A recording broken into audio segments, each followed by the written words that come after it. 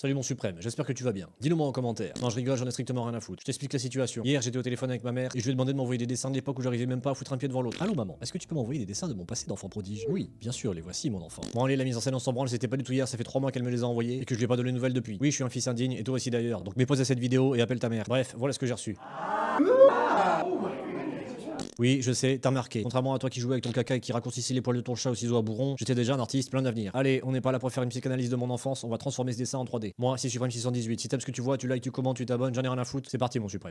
Pour commencer, tu te mets bien en vue de face en appuyant sur la touche 1 de ton pavé numérique. Et si t'as pas de pavé numérique, force à toi, tu cliques juste là sur Y. On va utiliser mon dessin en référence grâce à la fonction référence. Tu l'as pas vu venir celle-là, mon Suisse. Shift A référence. Et tu vas me chercher ton œuvre d'art. Tu baisses l'opacité ici et on attaque. Le but du jeu, c'est de reproduire les formes de façon grossière de ton horrible dessin qui n'arrivera jamais à la cheville du mien. T'ajoutes un plane, tu le tournes dans le bon sens, tu te mets en edit mode, t'envoies des extrusions dans tous les sens, ici, là, par là, voilà, ici. Tu bouges tes vertex, 1 par 1, 2 par 2, 3 par 3, je m'en fous, tu fais ce que tu veux. Tant que tu suis la forme de ton dessin. Tu peux même envoyer des loop cuts avec CTRL R si ça t'amuse, c'est pas mon problème. Mais par contre, là c'est important. Oublie pas de partir d'un nouveau plane différent pour chacune des parties de ton bousin cosmique. Bras, torse, jambes, moustache velue. Enfin, t'as compris quoi. Comme t'as pu le constater, ça m'a pris 4 secondes. Mais n'est pas honte si ça te prend 4 heures. Moi aussi c'était mon cas quand j'avais 7 ans.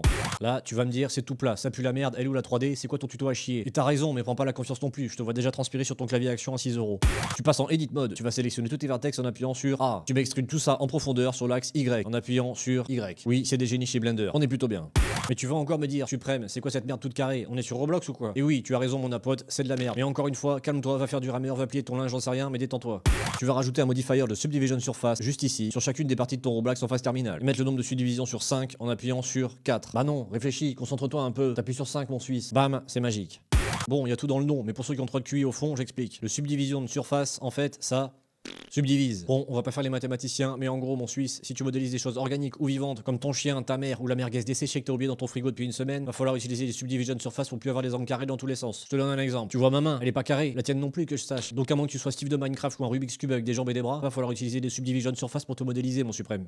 Maintenant, tu vas de nouveau te mettre face à ton Roblox et te mettre en mode rayon X, juste ici. Le mode rayon X, il va pas te permettre de voir les gens à poil dans la rue, mon pervers. Tu t'es cru où? Mais juste te permettre de sélectionner à la fois les vertex face à toi, mais aussi ceux derrière. Tu rajustes le tout, comme on l'a fait il y a 2 minutes, ici, hop, dans ce sens-là, à gauche, à droite, en haut, en bas. Tu mets des loop cuts pour les parties plus plates ou anguleuses. On est bien. Maintenant, tu vas cliquer sur chacune des parties de notre Jack Sparrow édition Wish, faire un clic droit et tu cliques sur Shade Smooth. Le Shade Smooth, c'est un peu comme si tu ponçais un morceau de bois comme un abruti pendant 8 heures. Je pense que t'as rien compris avec mon exemple de merde, mais en gros, ça va juste tout lisser. Et voilà, elle est déjà loin ta soupe tiède de pixels toute carrée du début. Mais c'est pas fini. Maintenant, on va passer en mode sculpt pour les finitions. Mais avant ça, très important, tu vas appliquer tes modifiers de subdivision surface juste ici. Hop, apply. Le sculpt en 3D, c'est littéralement comme dans la vraie vie. Sauf que tu vas pas avoir besoin de te dégueulasser les mains avec de l'argile premier prix acheté sur AliExpress avec ton RSA. Les seuls outils que t'auras entre les mains, c'est ta souris et ton clavier. Donc, mis à part si tu t'es su le cul avec, tu devrais garder les mains propres.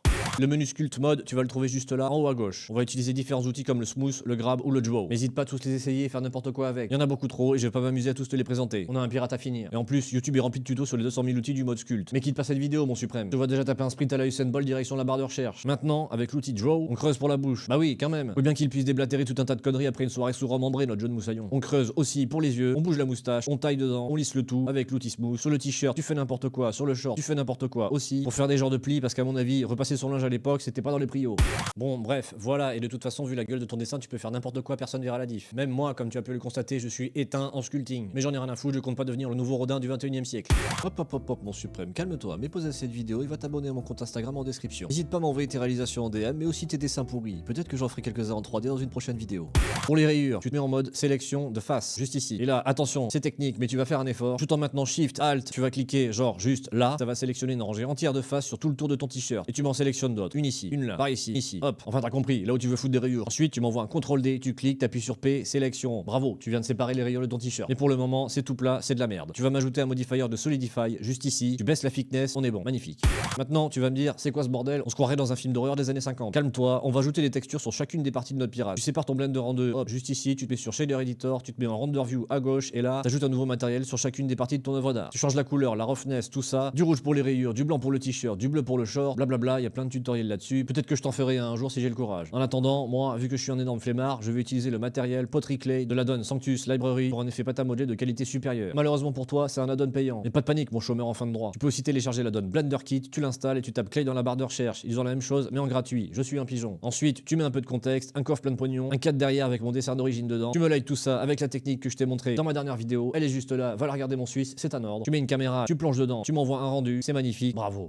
Et voilà mon suprême, un jeune pirate prêt à aller choper de la sirène et tabasser des clochards après 4 litres de rhum. Voilà, moi je t'ai juste montré les trucs de base, il y a 50 000 façons d'arriver au même résultat. Donc encore une fois, oublie pas de faire n'importe quoi dans ton logiciel, de cliquer partout, d'expérimenter, parce que c'est bien sûr aussi comme ça qu'on apprend. Bisous mon suprême.